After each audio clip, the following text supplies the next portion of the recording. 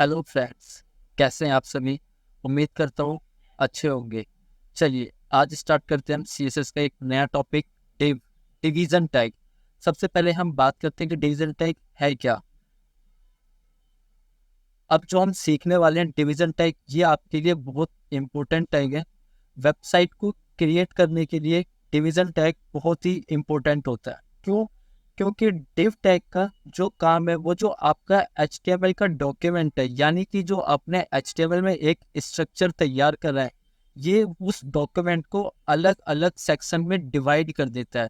Example अगर हम बात करें, लाइक जैसे कि हमने एक हेडर क्रिएट करा, फुटर क्रिएट करा, स्लाइडर क्रिएट करा, क्राउजर क्रिएट करा, कॉन्टैक्ट फॉर्म क्रिएट करा। अब इसका काम क्या होता है, जैसे कि इन सब के अंदर हमें एक अलग अलग फॉर्मेटिंग चाहिए।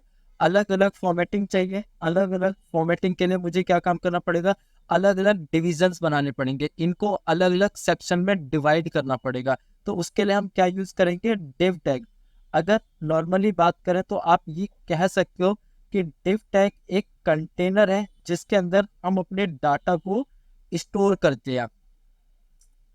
The div tag define a division or a section in an HTML document, यानी कि HTML के डॉक्यूमेंट को ये सेक्शन में यानी कि डिवीजन में डिवाइड कर देता है।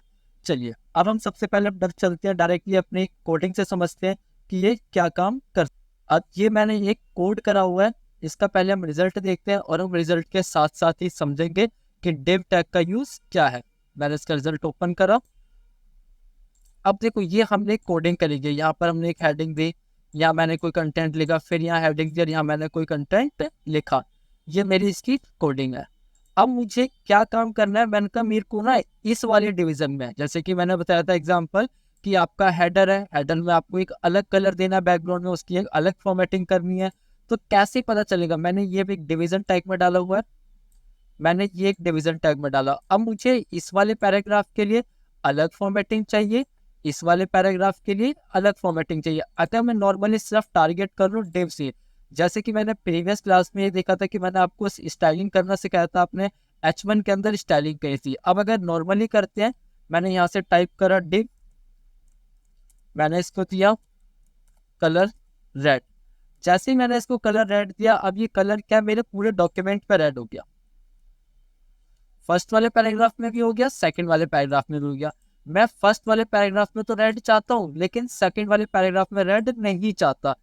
मैंने आपको बताया कि अलग अलग सेक्शन में डिवाइड कर देता, बट इसका मतलब ये तो नहीं कि सब में सेम फॉर्मेटिंग करेगा, नहीं। इसके लिए हम इसके अंदर एक नई चीज यूज करेंगे, वो क्या होती है आपके लिए, हम वो यूज करेंगे क्लास। क्योंकि जब आप एक अपनी वेबसाइट क्रिएट कर रहे हैं, जब आप अपनी एक वेबसाइट क्रिएट करेंगे तो उसके अंदर मल्टीपल डिव यूज करेंगे, क्योंकि आप मल्टीपल सेक्शंस क्रिएट करेंगे। जब आप मल्टीपल सेक्शन क्रिएट करेंगे तो उनके लिए मल्टीपल फॉर्मेटिंग भी होंगी।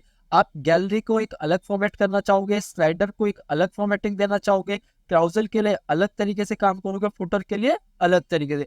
तो ये होती है क्लास। क्लास क्या काम करती है, हर एक डिव को अलग अलग नेम दे देती है। जैसे कि अभी हम दोनों समझेंगे कि क्लास कैसे काम करती है और आईटी कैसे काम करती है।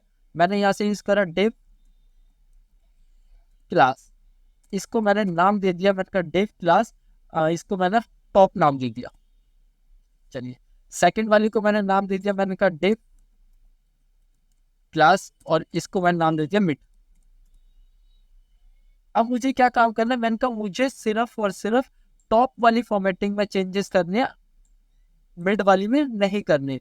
अब हमेशा जब जब किसे कैसे पता चलेगा स्टाइलिंग में कि टॉप को कैसे पता चलेगा कि ये टॉप है या ये मिड है, तो आपको इस तरीके से जब आप टारगेट कर रहे हो तो क्या हो रहा है कि पूरे पेज में जितने भी डिव है ये सारे डिव टारगेट हो रहे हैं। बट मैं क्या चाहता हूँ, सिर्फ और सिर्फ टॉप वाले को टारगेट करना। इसके लिए क्या काम करा मैंने, जब भी आप कभी अपनी क्लास को कर रहे हैं तो क्लास को डिफाइन करते हैं हम डॉट से।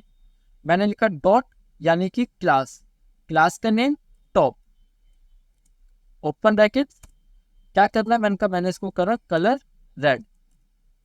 अब अगर मैं चेक करूँ या कलर चेंज कर देता हूँ, पहले रेड हम दे चुके हैं, ग्रीन। अब अगर मैं चेक करूँ, अब आप देख पा रहे हैं कि सिर्फ और सिर्फ आपके टॉप वाली क्लास का चेंज हुआ, मिड वाली क्लास में नहीं हुआ। तो ये क्या काम करा, जो आपने डिवीजन क्रिएट कर रखे हैं उन डिवीजन को अलग अलग नेम डिफाइन कर दिए। आप ये नेम कुछ भी दे सकते हैं, ऐसा नहीं है कि मैंने टॉप दिया आपको टॉप ही देना है, आप कुछ भी नेम दे सकते हैं। अब मेरे को अगर नीचे वाले इसमें चाहिए मिड वाले में, तो मैं यहाँ से गया दोबारा अपनी स्टाइलिंग शीट पे और मैंने यहाँ से अपना डिफाइन कर उनका डॉट मिड कलर एक्वा। अब आप देख पा रहे हैं कि इसमें मैंने एक्वा कलर डिफाइन कर दिया और इसमें मेरा ग्रीन कलर है। ऐसे ही आप अपने कितने भी सेक्शन क्रिएट कर सकते हैं इसके अंदर और उनके अंदर अलग अलग तरीके से आप फॉर्मेटिंग कर सकते हैं। अब ये हो गया आपके पास क्लास। अब आईडी क्या होती है? अब देखो आईडी होती है आपकी यूनिक। जब भी आप कभी भी अपनी वेबसाइट वेब पेज क्रिएट कर रहे हैं तो आप उसमें क्लासेस तो मल्टीपल दे सकते हैं, बट आईडी यूनिक होती है। आईडी कहाँ यूज करते हैं? जैसे कि अभी आप इसमें बूटस्ट्रैप यूज करोगे या फिर आप जावास्क्रिप्ट यूज करोगे, तो हो सकता है जब आप वहां पर प्लगइन चला रहे होंगे तो उसमें ऑलरेडी पहले से क्लास यूज हो रखी होगी। तो मुझे नहीं पता कि उसके अंदर कौन सी क्लास यूज हो रखी है कौन सी नहीं हो रखी। मैं वहां पे यूज करूंगा अपनी आईडी, क्योंकि आईडी मेरी यूनिक होती है। सबसे पहले मेरी आईडी कॉल होती है, आईडी के कॉल होने के बाद फिर मेरी क्लास कॉल होती है। मैं यहाँ से गया और मैंने यहाँ से क्रिएट बना दिया एक नया टैग। काम सेम एज वैसे ही करती है जैसे आपने क्लास को करा। मैंने कहा डेव आईडी और इसको मैंने नाम दे दिया हेडर। इसके अंदर भी मैंने एक नया हेडर।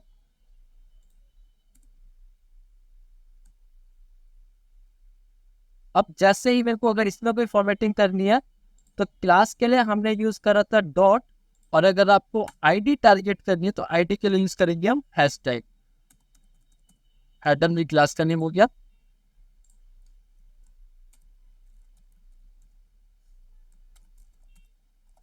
कलर ब्लू, इसको मैं बॉर्डर भी दे देते हैं। बॉर्डर 5 पिक्सल सॉलिड ब्लू ही दे देते हैं। आपकी आईडी तो क्लास के जब भी आप टारगेट करोगे क्लास के लिए आप यूज करोगे डॉट और आईडी के लिए हम यूज करेंगे हैशटैग। तो अभी हमने ये समझा कि डिव टैग क्या होता है, डिवीजन किस तरीके से काम करते हैं, उसके अंदर कैसे हम अलग अलग फॉर्मेटिंग दे सकते हैं क्लास की हेल्प से और अपने आईडी की हेल्प से। नेक्स्ट क्लास में हम ये समझने वाले हैं कि मार्जिन क्या होता है, पैडिंग क्या होती है, इनको हम कैसे यूज करते हैं।